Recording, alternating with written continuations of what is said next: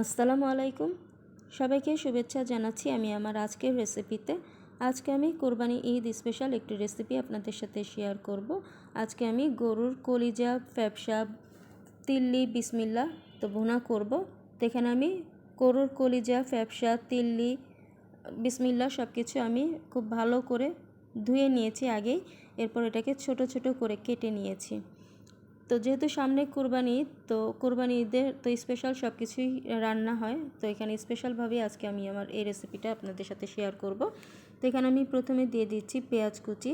তো আমি এখানে 2 কাপের মতো পেঁয়াজ নিয়েছি, আর পেঁয়াজটাকে একটু মোটা করে কেটে নিয়েছি। আর এর সাথে দিয়ে দিচ্ছি 1 টেবিল চামচ পরিমাণ আদা রসুন বাটা। এখানে 2টি তেজপাতা ছিঁড়ে দিয়ে দিলাম। দিয়ে দিচ্ছি এখানে স্বাদ মতো লবণ, 1 চামচের মতো হলুদ গুঁড়া, 1 চামচের মতো মরিচ গুঁড়া। তো এখানে মশলার পরিমাণটা আমি একটু বেশি করেই দিব। তো এখানে দিয়ে দিচ্ছি এখানে ভাজা মশলা। তো এটা হচ্ছে আমাদের ঘরে তৈরি করা একটা স্পেশাল গরুর মাংসের মশলা। তো সেটা দিয়ে দিয়েছি, আর পরিমাণ মতো তেল দিয়ে দিলাম। এবার সব কিছু খুব ভালো করে একটু নেড়েচেড়ে মিশিয়ে দিচ্ছি। তো এর মধ্যে আমি গরুর কলিজাটাকে আমি চুলার মধ্যে বসিয়ে দিয়েছি। এবার সব কিছু ভালো করে নেড়েচেড়ে মিশিয়ে দিয়ে একটা ঢাকনা দিয়ে ঢেকে রেখে দিব কিছু সময়ের জন্য। তো যে কিছু সময় পর ঢাকনাটা তুলে নিয়েছি। তো এখন আমি এর মধ্যে কয়েকটি এলাচ আর দারচিনি দিয়ে দিলাম। দিয়ে এটাকে আবারও ঢাকনা দিয়ে ঢেকে কিছু সময় রেখে দিব। তো এই যে কিছু সময় পর ঢাকনাটা তুলে নিয়েছি। তো এই যে এই পর্যায়ে কিন্তু আমার গরুর কলিজাটার থেকে কিছুটা পানি বের হয়েছে।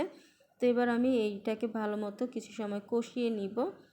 তো এই পানি দিয়ে কিন্তু আমি এখানে এটাকে কষিয়ে নিব। তো এটাকে আমি এখন ঢাকনা দিয়ে ঢেকে রেখে দিব আরও কিছু সময়ের জন্য। তো কিছু সময় পর ঢাকনাটা তুলে নিয়েছি। তো এই যে দেখুন, কলিজার থেকে কিন্তু বেশ খানিকটা পানি বের হয়েছে। তো এই পানিটা দিয়েই কিন্তু কলিজাটাকে ভালো মতো কিছু সময় কষিয়ে নিতে হবে। তো আমি কিন্তু এখনও এর মধ্যে কোনো এক্সট্রা পানি দিই নেই। এই কলিজা থেকে যে পানিটা উঠেছে, তো সেই পানি দিয়েই কিন্তু এটাকে আমি ভালো করে কষিয়ে নিব। তো সব কিছু খুব ভালো করে একটু নেড়েচেড়ে মিশিয়ে দিলাম। তো এটাকে আবারও ঢাকনা দিয়ে ঢেকে রেখে দিব বেশ কিছু সময়ের জন্য।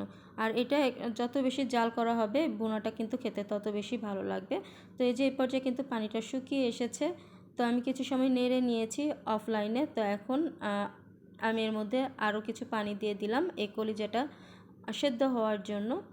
তো আমার এই রেসিপি ফলো করে কিন্তু আপনারা খাসির কলিজা ভুনাও কিন্তু করতে পারবেন। তো এই যে পানি দিয়েছিলাম কিছু সময় কষানোর জন্য। তো এই যে কিছু সময় পরে কিন্তু আমার কলিজাটা থেকে পানিটাও কিন্তু পুরোপুরি শুকিয়ে গেছে। তো এটাকে আমি কিছু সময়ের জন্য আরও ভালো করে নেড়েচেড়ে কষিয়ে নিব। তো এবার আমি এর মধ্যে ঝোলের জন্য পানি অ্যাড করে দিব। তো আপনারা যতটুকু ঝোল খাবেন তো সেই অনুপাতে পানি অ্যাড করে দিবেন। তো আমি যেহেতু এটা ভুনা করব, তো এখানে আমি পানির পরিমাণটা একটু অল্প করে দিয়েছি। তো এবার পানিতে বলক আসা পর্যন্ত অপেক্ষা করব। তো এই যে এই পর্যায়ে কিন্তু পানিতে বলক চলে এসেছে, আর ঝোলটাও কিন্তু বেশ খানিকটা শুকিয়ে এসেছে। তো আপনারা যদি এর মধ্যে কাঁচামরিচ অ্যাড করতে চান, তো এই পর্যায়ে কাঁচামরিচ দিয়ে দিবেন। তো আমি কলিজা ভুনার মধ্যে কোনো কাঁচামরিচ দিই না, যার কারণে আমি এটা স্কিপ করলাম। তো এবার এই ঝোলটা শুকানো পর্যন্ত অপেক্ষা করব। তো এই যে এই পর্যায়ে কিন্তু ঝোলটা বেশ খানিকটা শুকিয়ে এসেছে। ঝোলটা কিন্তু অনেকটা মাখো মাখো হয়ে গেছে। তো এর থেকে আমি ঝোলটা আর বেশি শুকাবো না, কারণ এই কলিজা ফ্যাপসা ভুনাটা একটু মাখো মাখো ঝোলেই খেতে ভালো লাগে। তো এই পর্যায়ে আমি চুলাটা অফ করে দিব। আর এর মধ্যে কিন্তু আমার সব কিছু খুব ভালো করে সেদ্ধ হয়ে গেছে।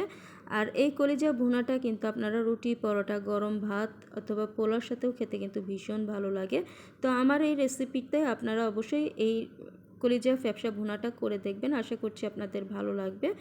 যদি ভালো লাগে তাহলে অবশ্যই আপনার ফ্রেন্ডস অ্যান্ড ফ্যামিলির সাথে শেয়ার করবেন। তাহলে আজকে এই পর্যন্তই। সবাই ভালো থাকবেন। আল্লাহ হাফেজ।